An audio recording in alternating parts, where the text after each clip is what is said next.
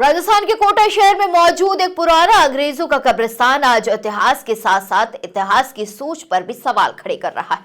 यहाँ एक अंग्रेज अफसर की कब्र पर लिखे शब्दों को लेकर नया विवाद खड़ा हो गया। हैरानी की बात यह है कि आजादी के 75 साल से ज्यादा समय बाद भी इस पत्थर पर वही शब्द हैं जिनमें 1857 की क्रांति के भारतीय सिपाहियों को खून का प्यासा और बदमाश बताया गया, जबकि अंग्रेजों को वीर कहा गया है। कोटा शहर के नयापुरा इलाके में मौजूद इस कब्रिस्तान में British agent major Charles Burton और उनके 2 बेटों को दफनाया गया।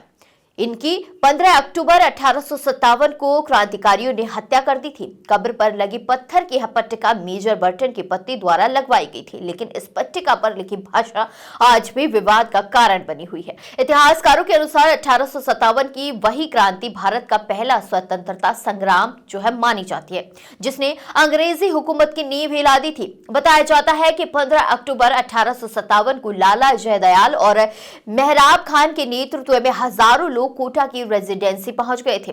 भीड़ ने अंग्रेजी सत्ता के प्रतीक मेजर बर्टन और उनके बेटों को मार दिया। इतिहास की किताबों में भी यही दर्ज है कि उस दिन जनता का गुस्सा इतना ज्यादा था कि बर्टन का सिर काटकर शहर में घुमाया गया।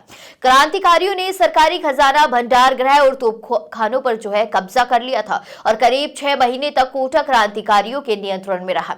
यह विद्रोह केवल सैनिकों का नहीं बल्कि आम जनता के गुस्से का बड़ा विस्फोट था। हालांकि 30 मार्च 1858 को अंग्रेजों ने भीषण संघर्ष के बाद कोटा पर फिर से कब्जा कर लिया। इसके बाद शहर में लूटपाट हुई, कई घर जला दिए गए और कई लोगों को फांसी पर चढ़ा दिया गया। अब इस कब्र पर लिखे शब्दों को लेकर नई बहस छिड़ गई है। कुछ जनप्रतिनिधि और बीजेपी विधायक इस शिलालेख को तत्काल हटाने की मांग कर रहे हैं, क्योंकि इसमें भारतीय क्रांतिकारियों के लिए अपमानजनक भाषा का इस्तेमाल किया गया है।